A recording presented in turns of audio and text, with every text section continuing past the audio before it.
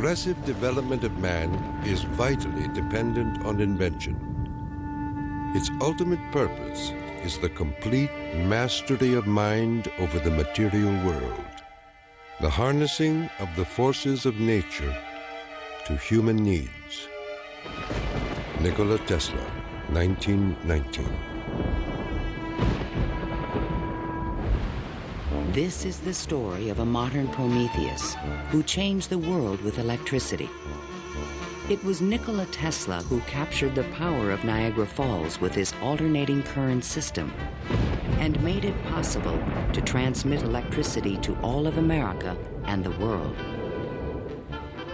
It was Tesla who patented the technology for wireless communications that is used in all radio and television broadcasting. His incredible legacy can be seen in everything from remote control to neon and fluorescent lighting, X-rays, guided missiles, and even the Strategic Defense Initiative. Yet somehow history has overlooked this remarkable man. Tesla was indeed a genius of the first magnitude. He was a technological visionary. He could envision great things and make them work. He was a foreigner, an immigrant who arrived in America with only his dreams. A proud and sometimes arrogant man, he worked and locked horns with some of the most powerful people of his day. Thomas Edison, who resented his ideas. Guglielmo Marconi, who capitalized on his inventions. George Westinghouse, who created the Westinghouse Electric Company with Tesla's patents. And the great financier, J. Pierpont Morgan, who supported and then abandoned him. At the height of his career, Tesla was one of the most famous men in the world. His inventions helped America grow into a powerful industrial nation. His ideas created billion-dollar corporations. But Tesla was not a practical man. Always driven toward the next great breakthrough, he failed to protect his commercial interests. In the end, others made fortunes with his inventions, and he wound up penniless and rejected. Money does not mean to me what it does to other men. All my money has been invested in inventions to make man's life a little easier. He was a visionary genius. There aren't many of them. And he was willing to give his life to his visions. We have to evolve means for obtaining energy from stores which are forever inexhaustible. What I intend to show you now, step by step, is how I finally reached my dream.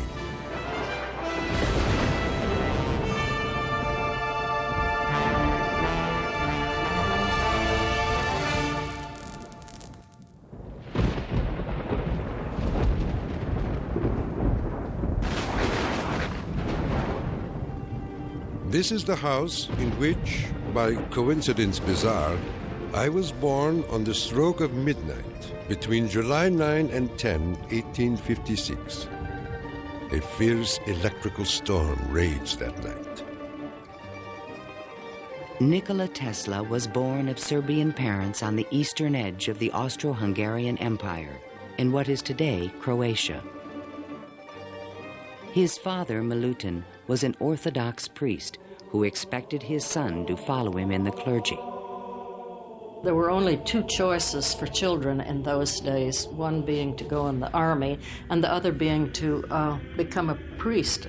Tesla was not attracted by either of them, which was very distressing to his father. My father was a very erudite man. The training he gave me comprised of guessing one another's thoughts and repeating long passages of verse. My mother descended from one of the oldest Serbian families in the country. She invented and constructed all kinds of tools and devices and wove the finest designs from thread. Her fingers were nimble enough to tie 3 knots in an eyelash. Early on, Tesla began to demonstrate an extraordinary imagination. In my boyhood, I suffered from a peculiar affliction due to the appearance of images, often accompanied by strong flashes of light. I was quite unable to distinguish whether what I saw was tangible or not. To give an example, I was fascinated by a description of Niagara, and I pictured in my imagination a big wheel run by the falls. I told my uncle that one day I would go to America and carry out this scheme. Then, at the age of 17, while preparing for the seminary, Tesla contracted cholera, and the brush with death changed his life forever. In one of the spells, which was thought to be my last, my father rushed into the room. "Perhaps," I said, "I may get well if you will let me study engineering." "You will go to the best technical institution in the world," he solemnly said. I came to life like another Lazarus, to the utter amazement of everyone. In 1877, at the age of 21, I traveled to Graz, Austria to begin my college education. Here, I quickly became obsessed with the science of electricity. I wanted to know more of this wonderful force. Every spark produced 1,000 echoes in my brain. In 1831, in England, Michael Faraday had discovered the principle of electromagnetic induction, which made it possible to generate electricity. Faraday discovered that if you have an electric circuit in a changing magnetic field, it would induce an electric current to run in the wire. So this was the invention of the method of creating oscillating or AC electric currents. And it was that invention that Tesla later harnessed into the electrical system that drives our civilization. Early electric motors operated on direct current electricity, but required a system of sparking connections to induce a rotary effect in the machine. I remarked to my professor that the design of generators and motors could be greatly improved by using currents that alternated. He embarrassed me greatly in front of my classmates, saying, "Mr. Tesla will never accomplish this. It is a perpetual motion scheme." Meanwhile, in America, Thomas Alva Edison had begun to experiment with vacuum tubes, producing the first commercial incandescent light bulb in 1878. Edison and Tesla would soon cross paths in a gargantuan technological struggle between direct and alternating current electricity. In 1880, Tesla moved to Budapest, where he found employment with the Central Telegraph Office. Here, his idea for an AC motor began to haunt him. In my room, I could hear the ticking of a watch with 3 rooms between me and the timepiece. A carriage passing at a distance of a few miles fairly shook my whole body. The whistle of a distant locomotive vibrated so strongly in my ears that the pain was unbearable.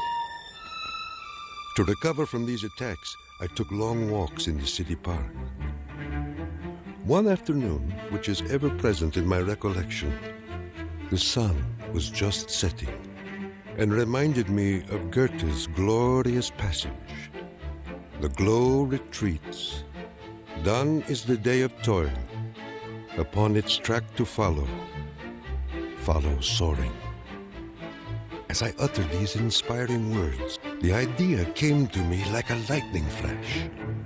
I fell to my knees and drew a diagram in the ground. Tesla perceived a whirling field of energy. He suddenly knew he could recreate this rotating field by powering the coils of a motor in different steps or phases, like the pistons of an engine. The resulting forces of magnetic attraction and repulsion would literally twist the rotor in a circle, the electrical equivalent of the wheel. And all this was accomplished with alternating currents. It would soon turn the wheels of industry around the world. The strength of Tesla's mind was almost certainly in this sense of visualization, be able to see things move in front of him. You see, it was not a perpetual motion scheme.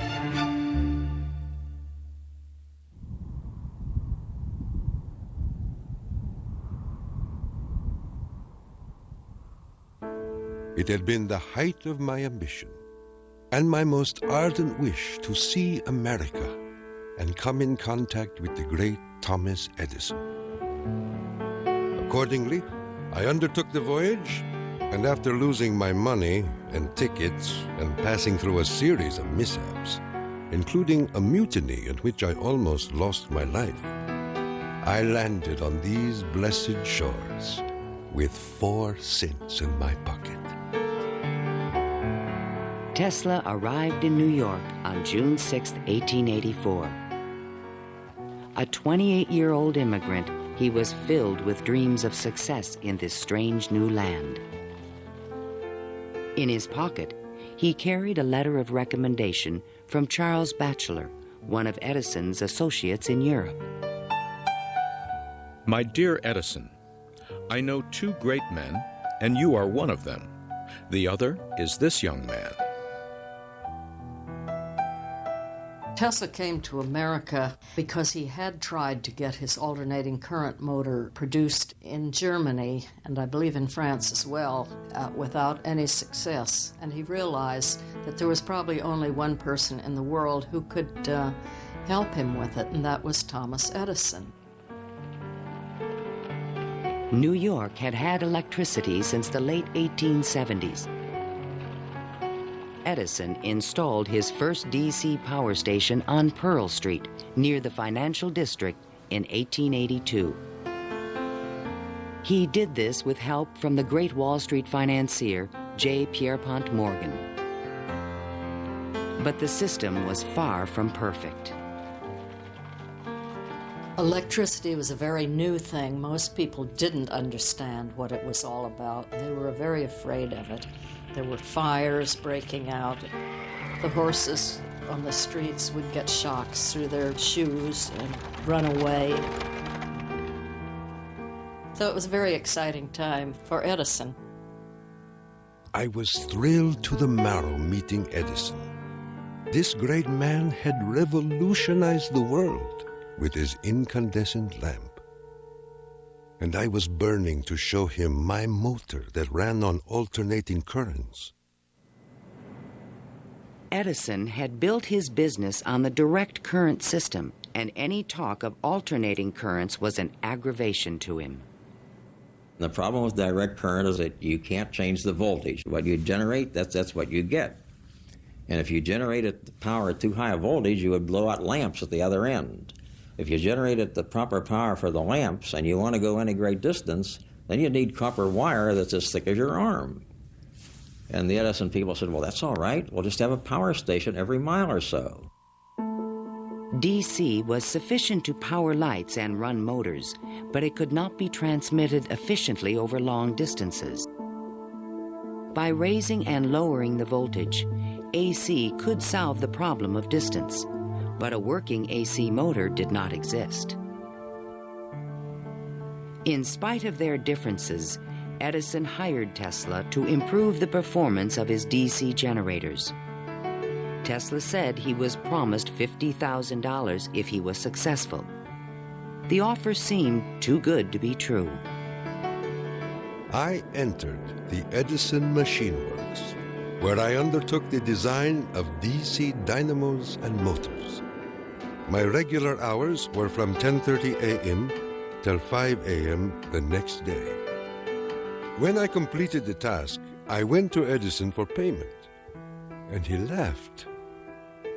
Edison was very amused by this. Said, "You just don't understand our American sense of humor, Mr. Tesla."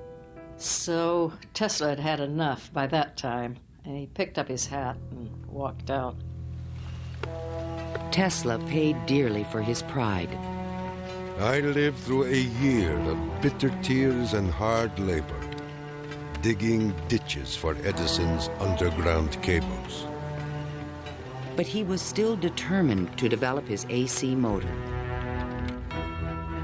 With help from a group of investors, he opened a laboratory on Liberty Street, only a few blocks from Edison's offices. There, he began to assemble a prototype of the motor he had envisioned 7 years earlier.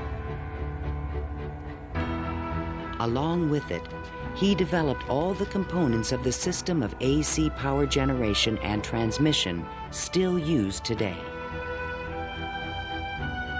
In May of 1888, Tesla was ready to unveil his motor to the world. The subject which I now have the pleasure of bringing to your notice is a novel motor which I am confident will at once establish the superior adaptability of alternating currents.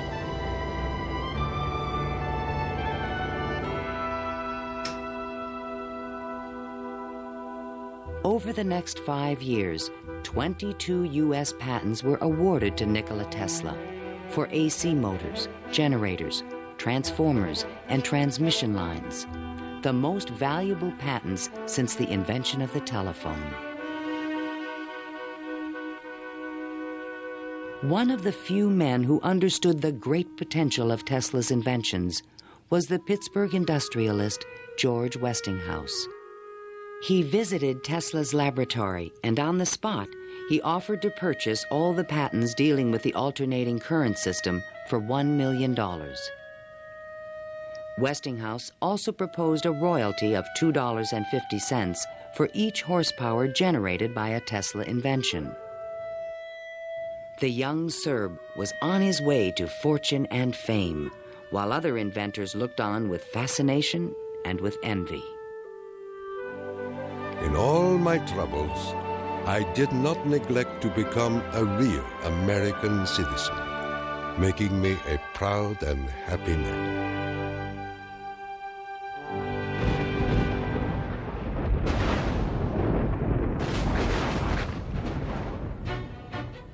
During the late 1880s, Edison began a negative media campaign to discredit the alternating current system of electricity being developed by Westinghouse and Tesla. It became known as the War of the Currents. My personal desire would be to prohibit entirely the use of alternating currents. They are as unnecessary as they are dangerous. Edison employees demonstrated the dangers of alternating current by electrocuting animals in public demonstrations. Just as certain as death, Westinghouse will kill a customer within 6 months after he puts in a system of any size. None of his plans worry me in the least. An Edison associate suggested using alternating current as a means of executing criminals. A test took place at New York's Auburn State Prison in 1890. Several gruesome attempts were required to kill the victim. Disgusted witnesses claimed his spinal cord burst into flame. The infliction of the death penalty is not only barbarous and inhuman, but unnecessary as a factor in the scheme of modern civilization. The War of the Currents came to a dramatic head in 1893. The Columbian Exposition in Chicago was to be the first World's Fair lighted by electricity. The Edison Company, the Thomson-Houston Company, they all got together and formed General Electric Company, 1892. And one of the first things they did, of course, was put in a bid for the job at the fair. Their bid was roughly $1 million. The Westinghouse bid was about $500,000, and naturally, Westinghouse got the job. In retaliation, GE refused to sell Westinghouse any of their Edison light bulbs. And they got some judge to say that Westinghouse couldn't use any one-piece lamps of any description at the fair. Westinghouse frantically devised a two-piece stopper lamp by fair time and saved the day. Now Tesla had a chance to make history in Chicago. His large AC generators would supply all of the fair's electricity and prove that his system would work on a large scale. On May 1st, 1893, 100,000 eager spectators filed into the fairgrounds, awed by the gleaming neoclassical architecture. Night fell. President Grover Cleveland pressed a button, and the fairgrounds exploded with brilliant tube lighting and multicolored searchlights. The most incredible display of lighting the world had ever seen.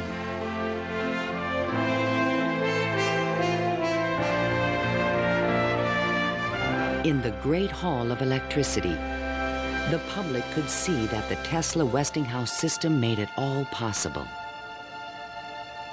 To overcome the impression that AC was dangerous, Tesla put on remarkable demonstrations.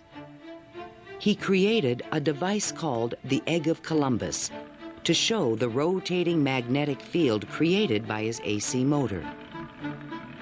In his room, he had cork-soled shoes on and a tuxedo and white tie and a top hat, and he would put his hand on a terminal which would flash electricity through his body, creating a great shower as his whole body was encompassed in flame. And people were quite impressed by this, to say the least. The Chicago Exposition left an indelible impression on the American imagination. This was the gleaming new city of the future, and it was powered by the inventions of Nikola Tesla.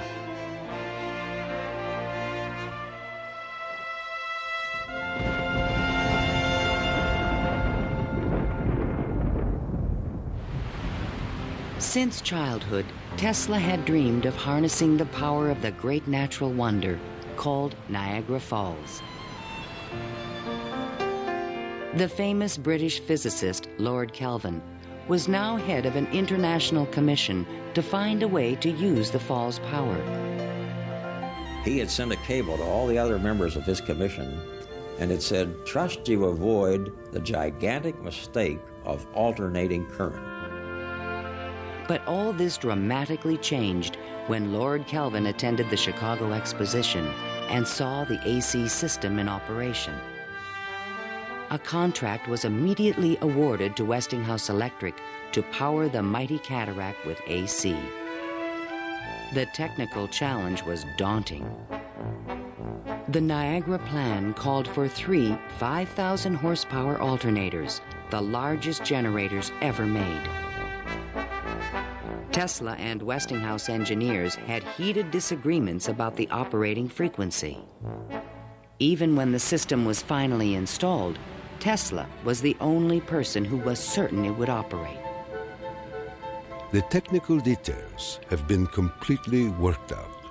All that now remains is for the switch to be thrown.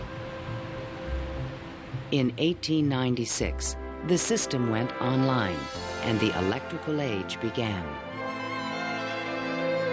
The waters of the upper Niagara turned enormous water turbines connected by shafts to the massive 5,000 horsepower generators. The current from the generators was stepped up with transformers to 22,000 volts and sent out over long-distance lines, then stepped back down to light municipalities and power motors of Tesla's design. The Niagara Falls Gazette proclaimed, This morning, the streetcars of this city are moving by Falls power. Hereafter, the Falls must work to earn their living. Imagine my surprise when 30 years later I saw my boyhood plan carried out at Niagara and wondered at the unfathomable mystery of the mind.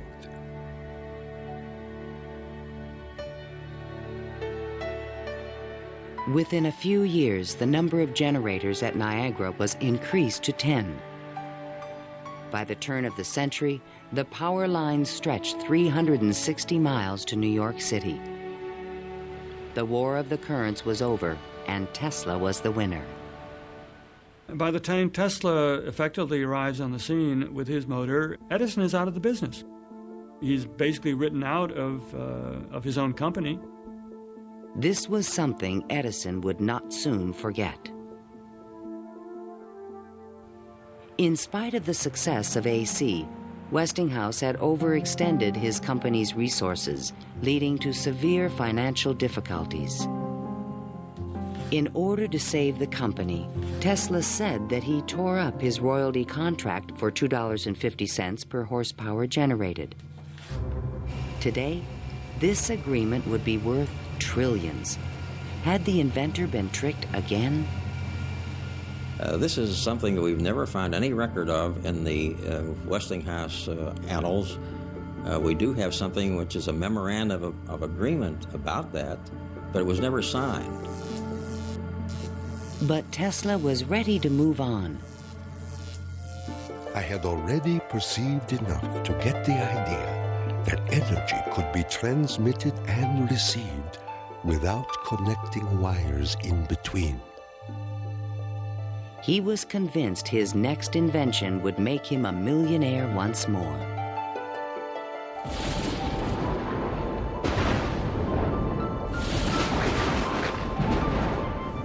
My services with Westinghouse being no longer essential, I resumed experimental work in a laboratory on Grand Street, where I began immediately the design of high-frequency machines.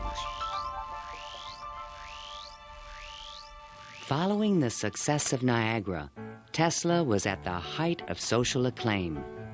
Everyone wanted to know more of this mysterious foreigner who was transforming the world with his electrical inventions. So far as personal appearance goes, no one can look upon him without feeling his force. His cheekbones are high and prominent, the mark of the Slav. His eyes are blue, deeply set, and they burn like balls of fire. Franklin Chester, the Citizen.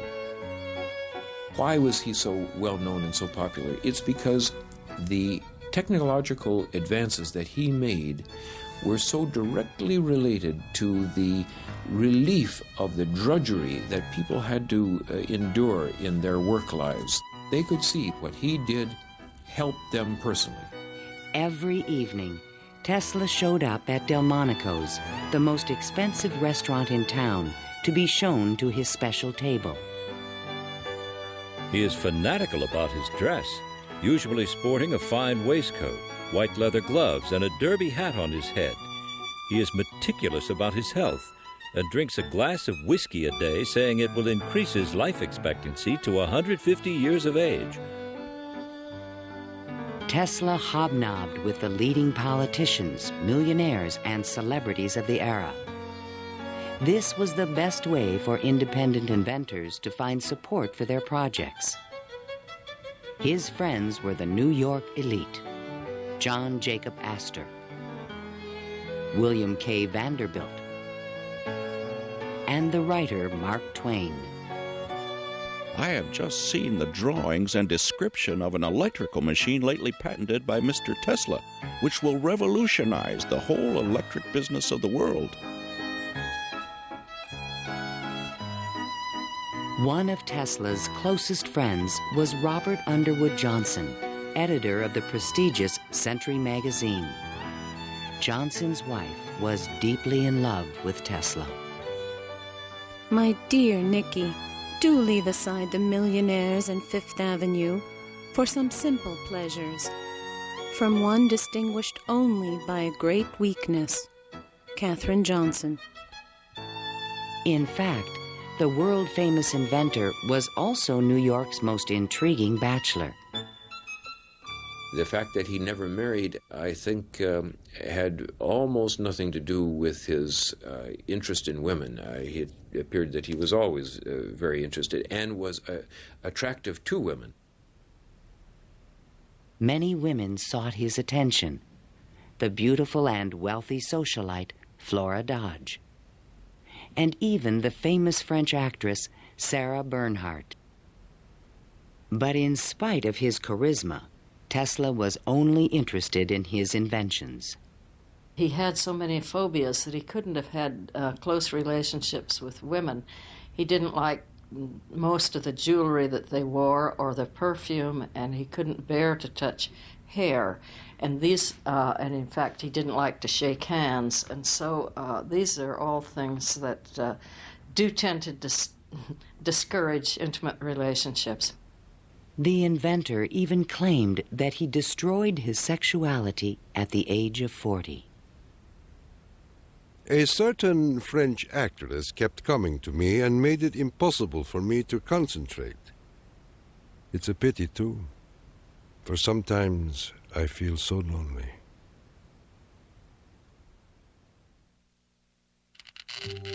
Throughout the 1890s, alongside his work on AC power technology, Tesla was also experimenting with high-frequency electricity. In 1873, James Clerk Maxwell in England had proven mathematically that light was electromagnetic radiation. Light was electricity, vibrating at an extremely high frequency. To explore this unknown world, Tesla invented a unique device, still known today as a Tesla coil. The Tesla coil is an instrument that can step up voltages to high voltages at high frequencies. That essentially transmits a radio signal. Tesla invited friends and potential investors to late-night demonstrations in his laboratory. In experiments, he would permit his guests to pass thousands of volts of electricity through their bodies to light a lamp or melt a wire in their hands. Mark Twain was always a willing subject. Thunder is good. Thunder is impressive. But it is lightning that does the work. Even today, it would be a little bit scary to go into Tesla's laboratory, and in those days when people didn't know anything about electricity, it must have been terrifying. With high frequencies, Tesla developed some of the first neon and fluorescent illumination. He also took the first X-ray photographs. But these discoveries quickly paled one day in 1890 when a vacuum tube illuminated in his hand without any wire connection. To me, it was the first evidence that I was transmitting energy through the air. This was the beginning of Tesla's lifelong obsession, the wireless transmission of energy.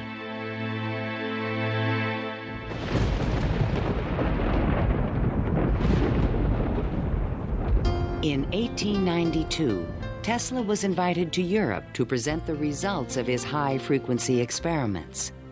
In London and Paris, he amazed scientists and engineers with lighting and electrical effects that looked more like magic than science. He also announced a remarkable new possibility. I would say a few words on a thought which fills my mind and concerns the welfare of all. I mean the transmission of intelligence and even power without the use of wires. I am becoming more convinced daily of the practicality of this scheme. The race for radio was about to begin. In 1888, the German physicist Heinrich Hertz had demonstrated that currents of high frequency emit electromagnetic waves, or radio waves, into space. But creating a practical means of wireless communication would require a quantum leap in imagination. Hertz created the first radio transmitter and the first receiver. He had showed that you could create an electrical signal in one place and detect it in another place with nothing in between. While in England, Tesla befriended Sir William Crookes, the discoverer of radiant matter. Crookes was a mystic and believed that human beings could communicate telepathically when they were attuned to high-frequency brainwaves. Tesla was skeptical, but one night in his bed he had a powerful and disturbing vision. I saw a cloud carrying angelic figures, one of whom gradually assumed the features of my mother. In that instant, a certitude, which no words can express, came upon me that my mother had died. And that was true. Tesla was convinced that he and his mother were tuned to the same frequency. His otherworldly experience would soon lead him to another revolutionary invention. On his return to New York in 1893, Tesla banished himself from social life and disappeared into his new laboratory on South Fifth Avenue. Following his uncanny intuition, he soon discovered that Tesla coils would transmit and receive powerful radio signals when they were tuned to resonate at the same frequency. Tuning is the key to all radio and television transmission. In my laboratory, I could take in my hands a coil tuned to my body and collect 3/4 horsepower anywhere in the room without any tangible connection. Sometimes I would produce flames shooting out from my head and run a motor in my hands, or light 6 or 8 lamps. By early 1895, Tesla was ready to transmit a signal 50 miles to West Point, New York. He could now produce 1 million volts with his new conical coil. But that year, on the Ides of March, disaster struck. Fire broke out in the building which housed Tesla's laboratory. Everything was lost. Utterly disheartened and broken in spirit, Nikola Tesla, one of the world's greatest electricians, returned to his room in the Gerlach yesterday morning and took to his bed. He has not arisen since.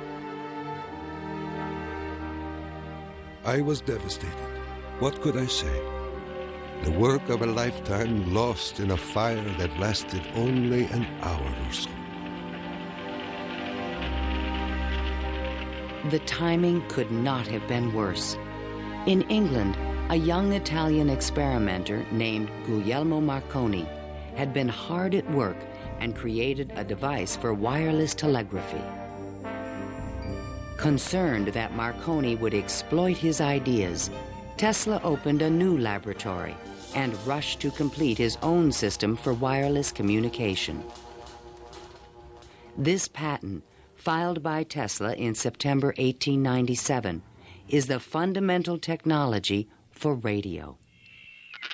But it would be 50 years before Tesla got credit for his invention. Various people in various different countries had the idea of exploiting this as a means of communication. But I think Tesla was the one with the real vision, in which you would broadcast signals on a definite carrier frequency, and then you would have a series of antennas that were sensitive to one frequency only, tuned to a certain frequency, and would detect just one of these signals and make an intelligible transmission. Once again, his vision describes the world that we live in.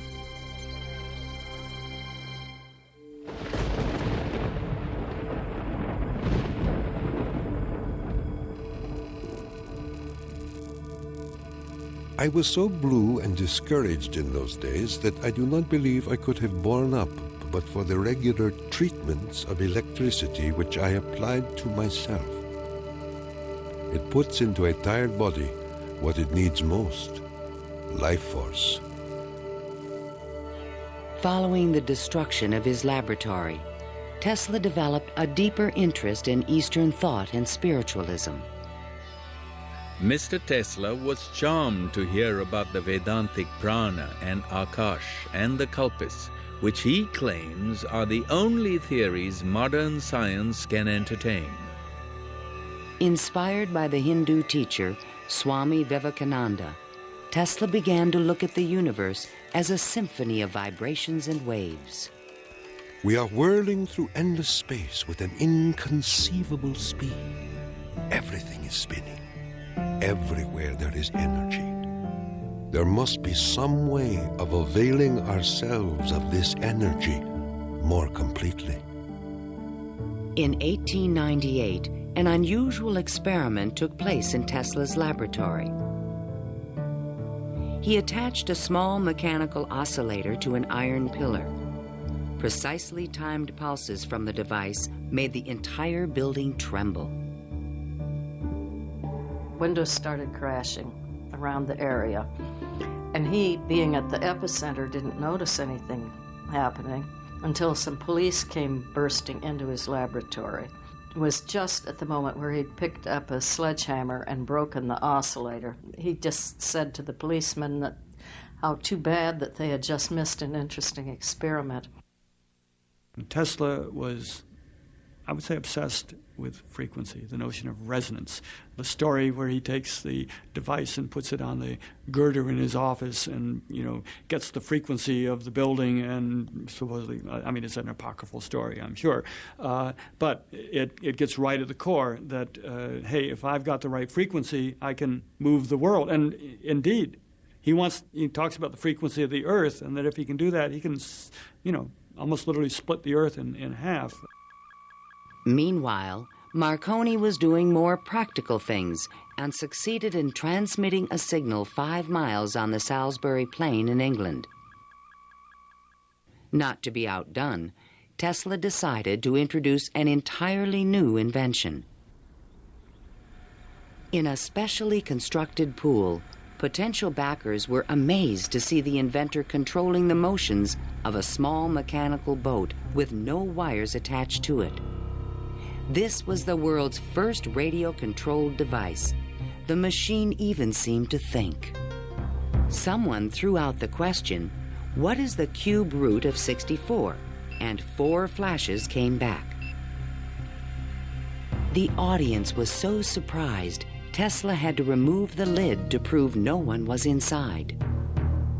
Tesla developed his radio-controlled boat in 1898 and patented it and thought it was an armament for war.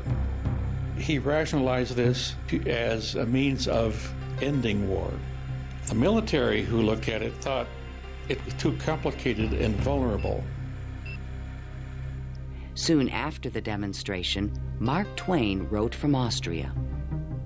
Dear Mr. Tesla, have you the Austrian and English patents on that destructive terror which you have been inventing, and thus make war henceforth impossible?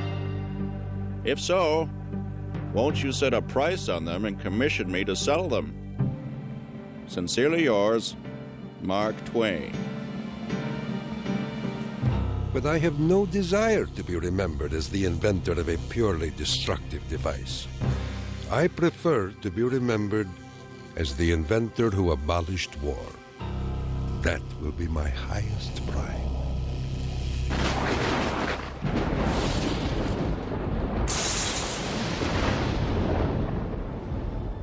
In the summer of 1899, Tesla moved to Colorado Springs, Colorado, to conduct a series of secret experiments. He told curious local reporters that he intended to send a wireless message from Pikes Peak to Paris for the Paris Exposition of 1900. But his plans were even more ambitious. I came to the conclusion that it would be ultimately possible, with very little elevation, to transmit electrical power through the upper atmosphere. Just outside the city, he constructed an experimental station with sliding roof panels. A quote in Italian from Dante's Inferno hung by the entrance of the strange wooden structure. It read, "Abandon hope. all ye who enter here. During the construction phase, Tesla studied lightning.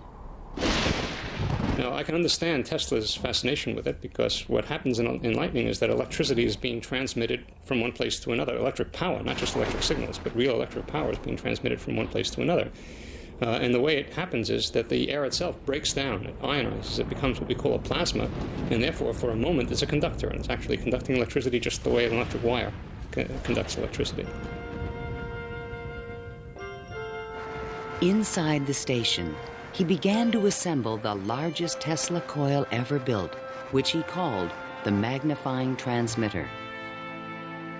An antenna rose 145 feet above the building, crowned with a copper foil sphere. The entire station was, in effect, a machine to create lightning. Late one evening, Tesla put his transmitter to the test. He signaled to an assistant to close the switch. Huge streamers of electricity shot out of the coil and darted through the room. The sound of the exploding discharges was deafening.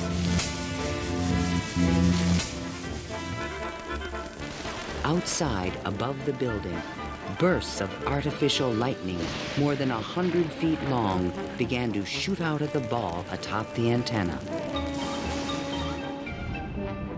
Its thunder could be heard 20 miles away in the small mining town of Cripple Creek.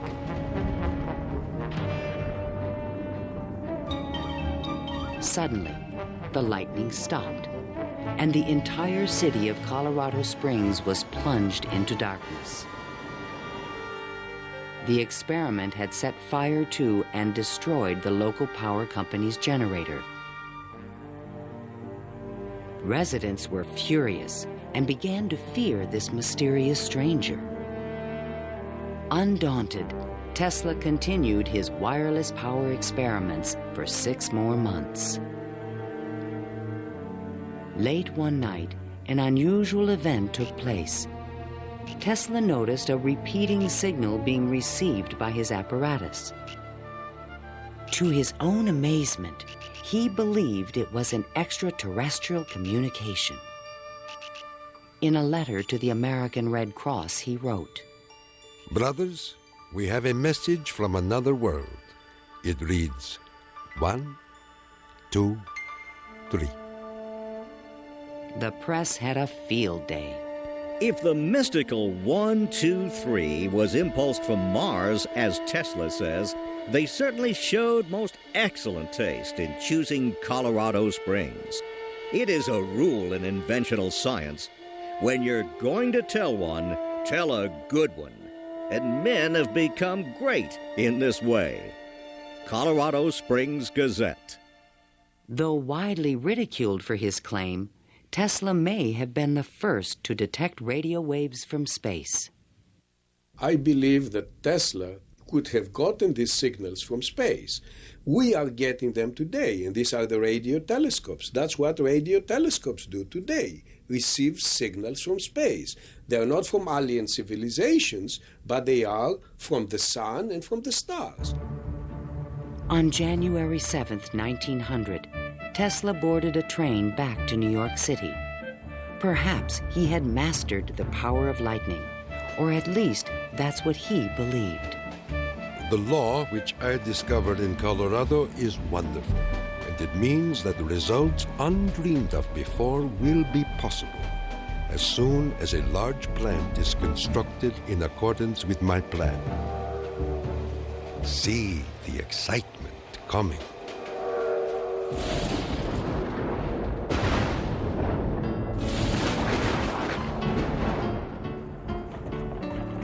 When Tesla arrived home, it was a brand new century. Electricity was fueling the tremendous growth of the city.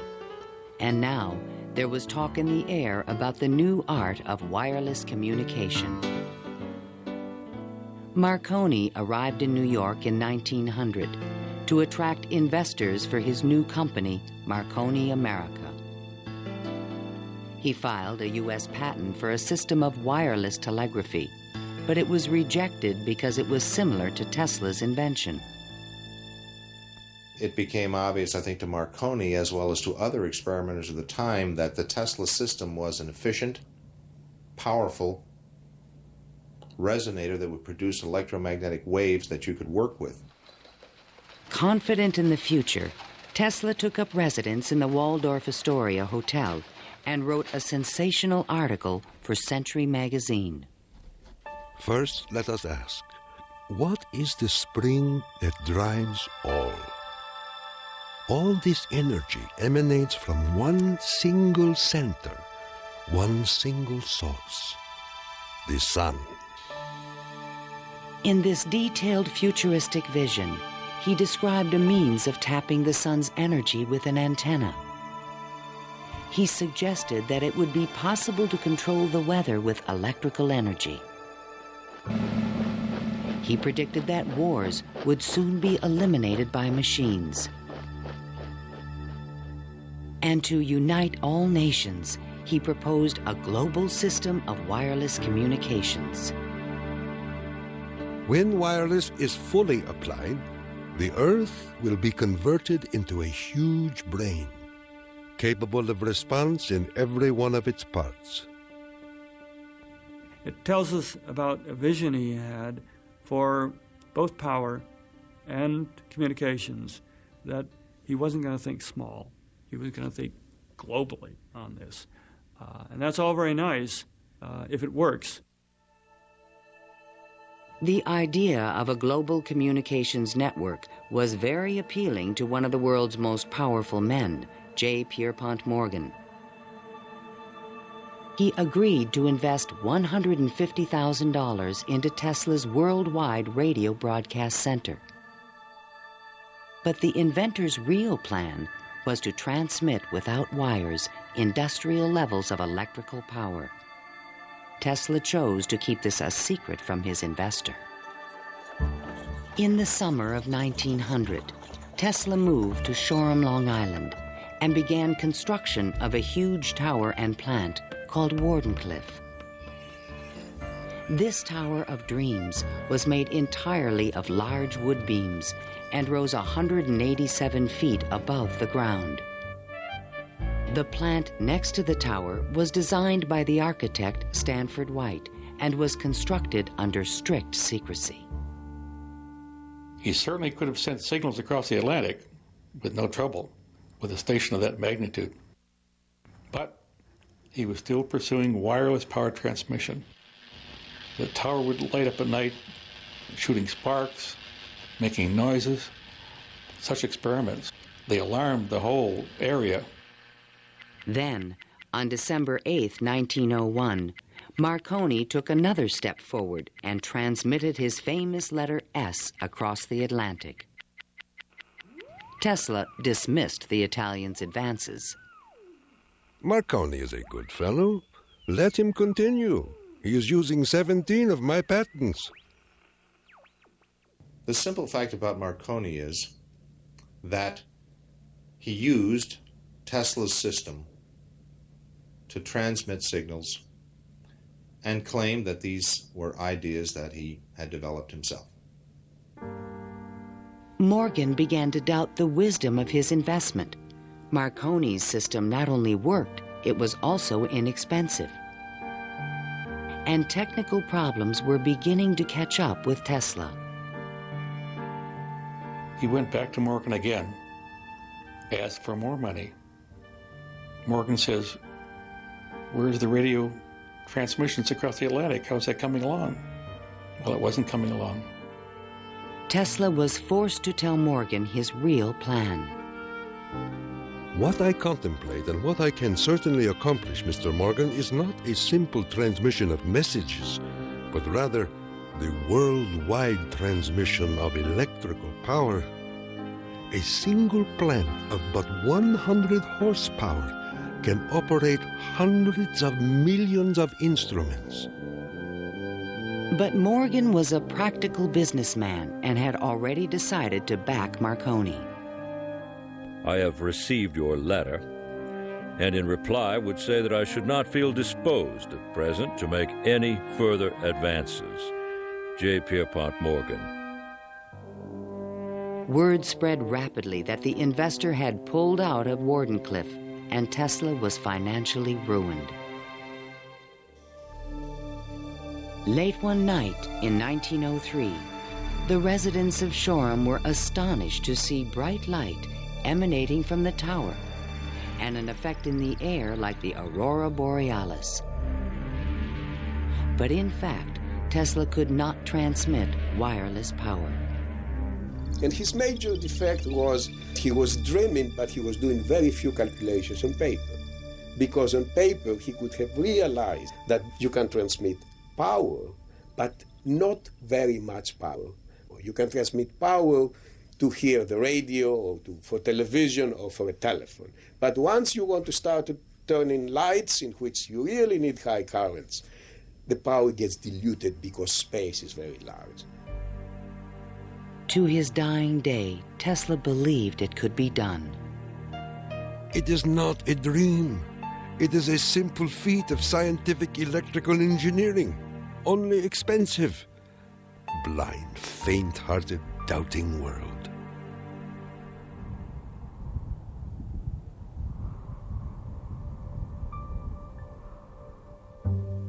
Wardenclyffe marked a turning point in Tesla's career. Like a modern Prometheus, he had reached too high and failed.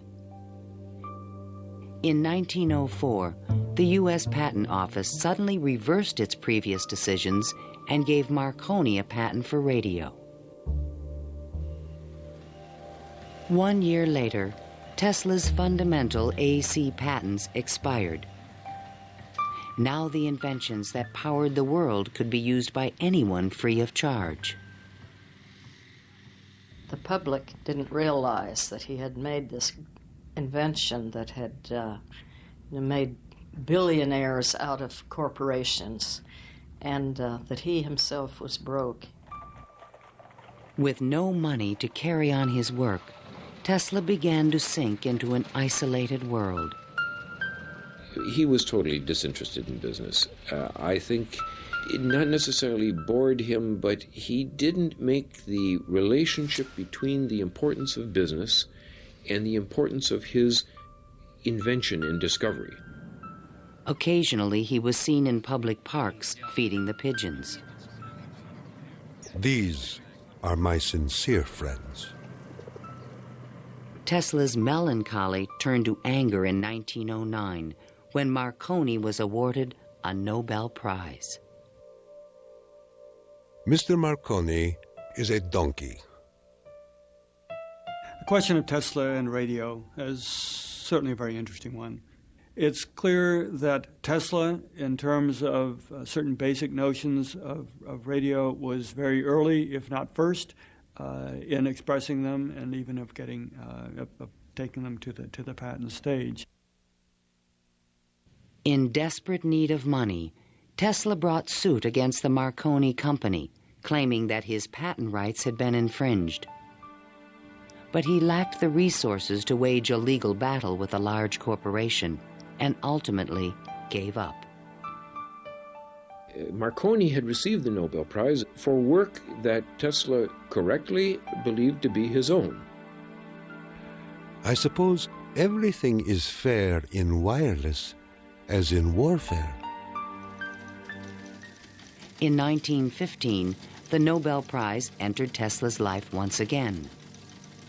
The Swedish government has decided to distribute the Nobel Prizes next week as follows.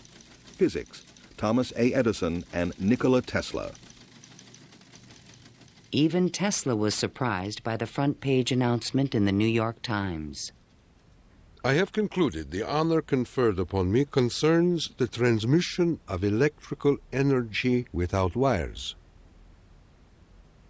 But 1 week later, the award was given to William H. Bragg of Oxford, England, for his work with X-rays and crystal structure. The embarrassing situation was never really explained. A rumor spread that Tesla had refused to share the prize with Edison. The difference that the Nobel Prize could have made in Tesla's life soon became evident. Testimony given by Nikola Tesla, the electrical inventor, in a judgment for $935 back taxes was filed yesterday. Mr. Tesla said under oath that he was penniless and had been living on credit. In an attempt to give him long overdue recognition, the American Institute of Electrical Engineers decided to award Tesla their prestigious Edison Medal. But on the night of the presentation, the guest of honor was missing. And Edison was conveniently away on business. They found Tesla across the street by the New York Public Library, feeding the pigeons. Later that night, he was persuaded to accept his medal and announced that he had finally completed his invention to transmit wireless power. The energy goes to a distant place, and you will see something like the aurora borealis. To conclude, we are coming to great results. The audience thought Tesla was losing touch with reality.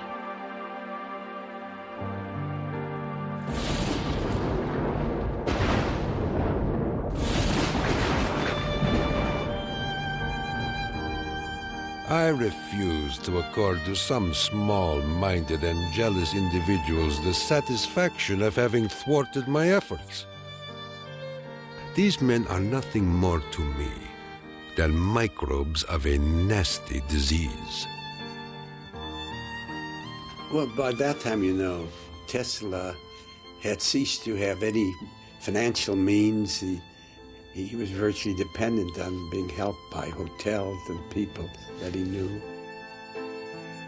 He began to bring injured birds back to his hotel room to nurse them.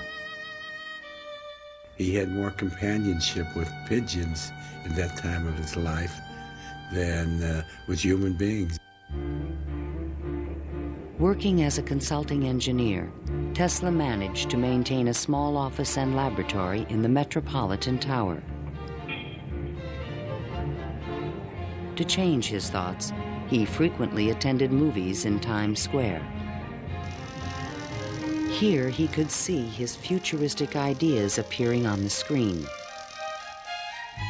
But his ideas were only accepted in science fiction movies and magazines. In 1924, there was a news report that while at Colorado Springs, Tesla had invented a death ray machine that shot bolts of lightning. The inventor was strangely quiet on the topic. Meanwhile, a new scientific star, Albert Einstein, had captured the world's attention with his theory of relativity. Tesla continuously attacked the validity of Einstein's work. Scientists today wander through equation after equation that have no relation to reality. If we were to release the energy of atoms, instead of a blessing, it might bring disaster to mankind. But no one took him seriously. I think that every generation of scientists feels that the new ideas that come along that replace their own ideas represent a loss rather than a gain. Tesla believed that Einstein was taking us intellectually in the wrong direction. Rejected by traditional science, Tesla's interests again turned to the esoteric. His intellect seemed to embrace a lot of different areas quite easily. What he lacked were the social skills. And that's an enormous shame because it interfered with his ability to use that genius, to be practical. Though nearly a recluse, he would occasionally attend dinner parties at the home of the German poet and mystic George Sylvester Viereck. And he always intrigued the guests. While we were in the midst of talking, an apparition seemed to come into the room. He walked so softly, and he struck us as almost an unearthly creature. And he talked of all sorts of, seemed to me at that time, unreal things, more in the nature of the psychic rather than scientific. Tesla wrote a strange poem called Fragments of Olympian Gossip and dedicated it to Virik. While listening on my cosmic phone, I caught words from Olympus blown. The latest tells of a cosmic gun. To be pelted is very poor fun. The meaning of the poem would soon be explained.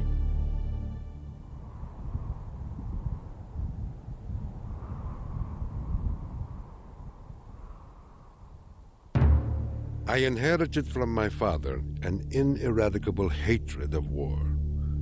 But war can be stopped, not by making the strong weak, but by making every nation, weak or strong, able to defend itself.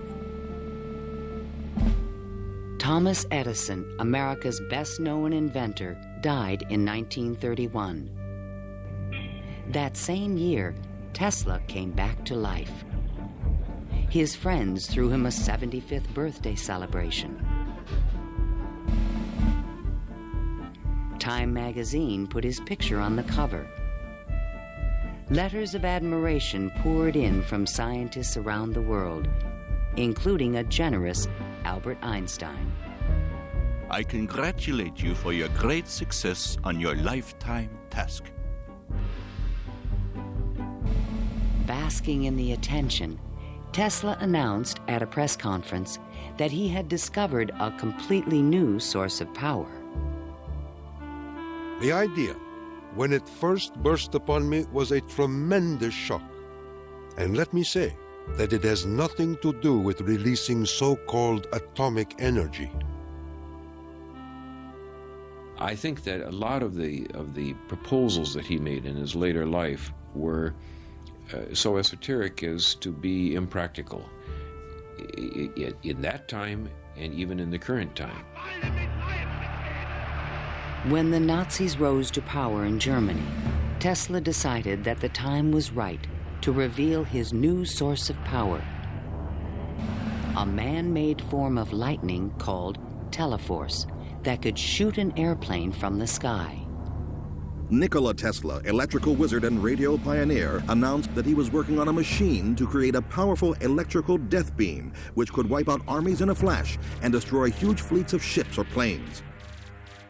The concept of using lightning bolts as a weapon certainly is millennia old. It goes back at least to the ancient Greeks. Think of Zeus throwing lightning bolts. The main contribution that Tesla had was to come up with a true scientific, rational, at least concept of coming up with controlling these lightning bolts and projecting them over long distances. Tesla had experimented with this idea while at Colorado Springs. Now he intended to build it on a large scale. His plan was to charge small particles of tungsten or mercury, then accelerate them with lightning force through a special gun with one end open to the atmosphere. Tesla's death beam stirred the public's imagination when it was featured in a Superman cartoon, the Electro-Euthanasia Ray. But the idea was more than science fiction. Tesla tried to sell this concept to various governments, England, the Soviet Union, and the United States, all Allied powers, and against Germany. He offered his system to England for $30 million, and they entered negotiations. When Tesla demanded payment before sending the final plans, the deal fell through. The British attempted to build their own death beam. but the project was soon abandoned. As the Nazis surrounded Yugoslavia, Tesla attempted to sell a beam weapon system to his former country. There should be needed 9 stations, 4 for Serbia, 3 for Croatia, and 2 for Slovenia, and it will protect our dearest homeland. At this point, even Tesla's countrymen thought he was just a crazy old man. One day in 1937, Tesla started out from his hotel room to feed his pigeons. Suddenly, a few blocks from the hotel, he was hit by a taxi and thrown to the ground. 3 of his ribs were broken. He was 81 years old. Remembering what he did for their company, Westinghouse executives agreed to pay his room and board for the rest of his life. The inventor also received a small stipend from the Yugoslav government. During the Christmas season of 1942, Tesla's death was imminent. Again, he attempted to interest the United States in his beam weapon concept. At the recommendation of 2 government engineers, a meeting of high-level officials was scheduled at the White House for January 8, 1943, to consider his plans. But the meeting never took place. Nikola Tesla, inventor of the Tesla coil, the induction motor, and hundreds of other electrical devices, died last night in his suite at the Hotel New Yorker. On last Thursday night, here in our city of New York, a man who was 87 years of age died in his humble hotel room. On January 10, 1943, Mayor Fiorello LaGuardia of New York paid tribute to Tesla on the radio. He died in poverty, but he was one of the most useful and successful men who ever lived. Were we to eliminate from our industrial world the result of Tesla's work, the wheels of industry would cease to turn, and our electric trains and cars would stop. Our towns would be dark, our mills and factories dead and idle. But Tesla is not dead. The important part of Tesla lives in his achievement, which is great, an integral part of our civilization, of our daily lives, of our current war effort. Ironically, only 5 months after Tesla's death, the United States Supreme Court declared elements of the Marconi patent invalid. The decision confirmed Nikola Tesla's patent priority for the fundamental technology of radio.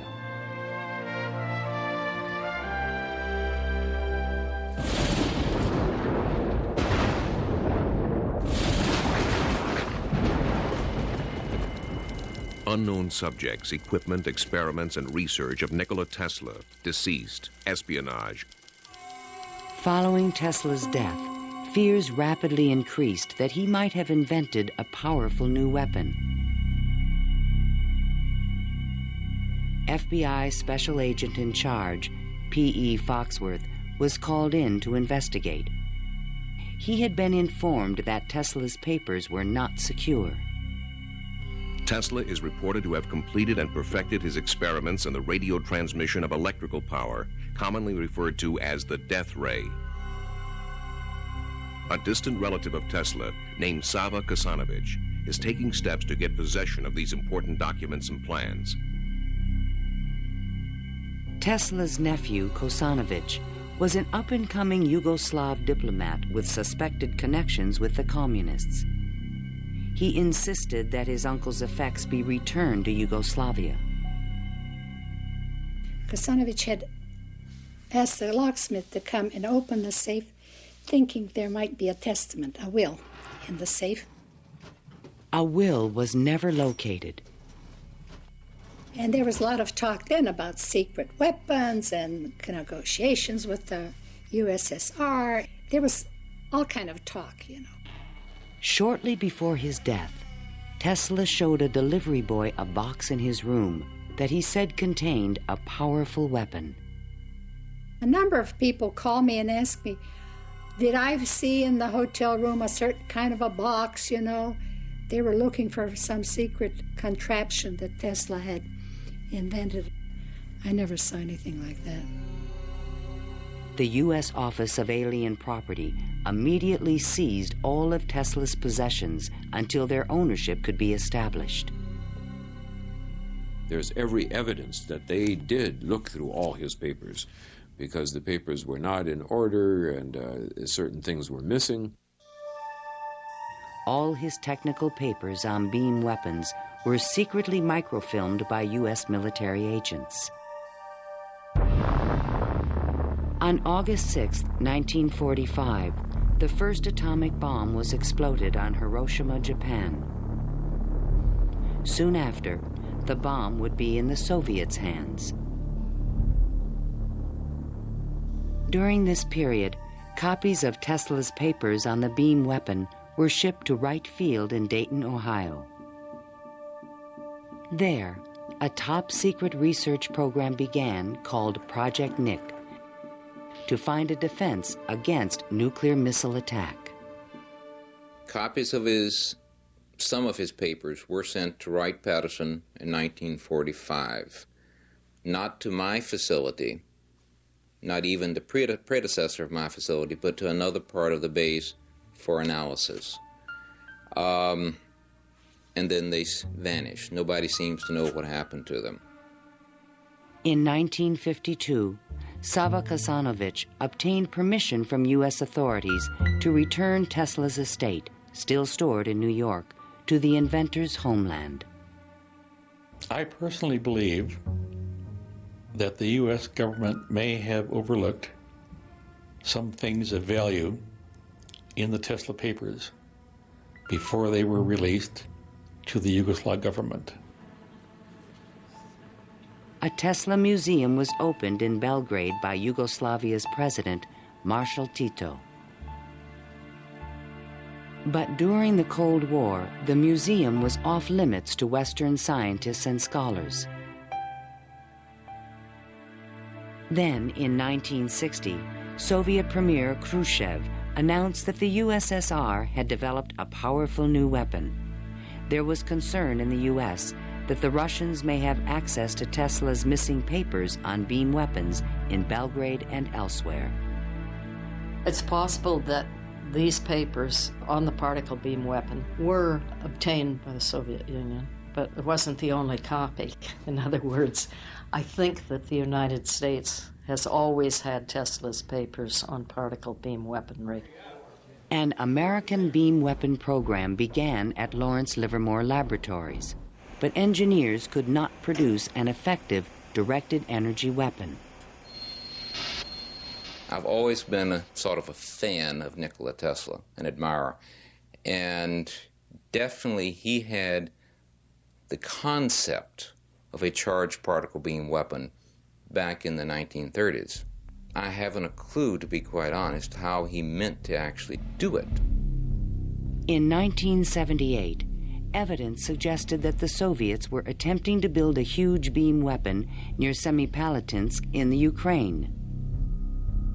Soon after, President Ronald Reagan announced the Strategic Defense Initiative in March 1983. I call upon the scientific community in our country, those who gave us nuclear weapons, to turn their great talents now to the cause of mankind and world peace, to give us the means of rendering these nuclear weapons impotent and obsolete. Tesla's concept for a beam weapon defense shield was finally taken seriously by the United States to combat the destructive threat of atomic weapons.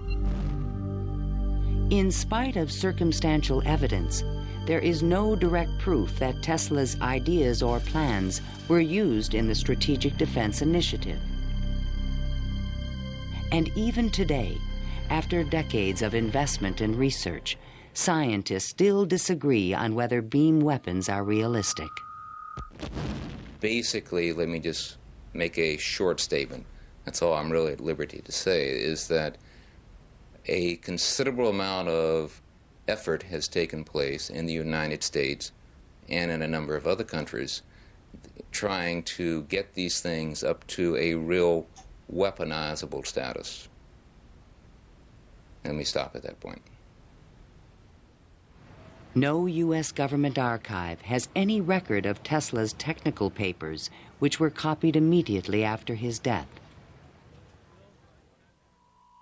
And what has become of Tesla's great dream to transmit electrical power without wires? This is the Navy and Air Force High Frequency Active Auroral Research Program, or HAARP, in Gacona, Alaska. The large antenna array is designed to beam high-energy microwaves into the ionosphere. Tesla was a genius because way before anybody knew or even understood the physics of the Earth and what we call today the ionosphere, which is a layer of ionized particles about 80 kilometers above the Earth, he conceived it. And he tried to use it to produce a variety of new concepts. The HAARP project evolved from a patent filed in 1987, in which Tesla's work is referenced.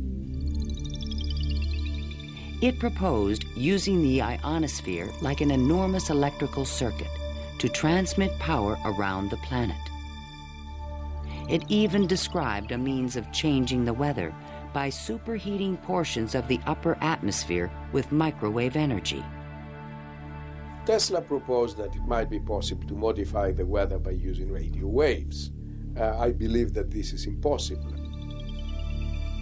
Ionospheric modification is still in its early experimental stages, but microwave technology has already made it possible to transmit wireless power with the use of satellites. We go to Alaska, and in Alaska there is natural gas. In order to send it somewhere, you have to create a pipeline. That's very expensive. So we said, all right, let's go into Alaska, create microwaves from the natural gas, send them to a satellite at a particular geosynchronous orbit, put a reflector there, and send it to Japan. And in Japan now, you get the antenna, which transforms these microwaves into 60 hertz, and you get electricity. So you make essentially Tesla's dream.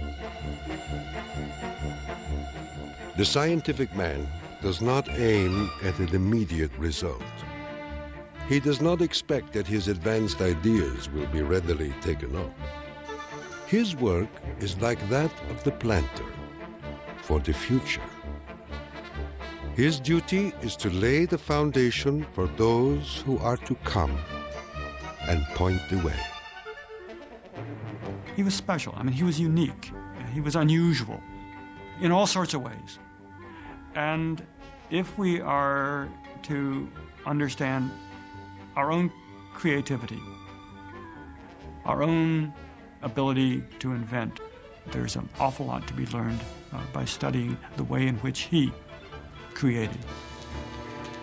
The day when we shall know exactly what electricity is will chronicle an event probably greater, more important than any other recorded in the history of the human race. Then it will be a mere question of time when men will succeed in attaching their machinery to the very real work of nature. See the excitement coming.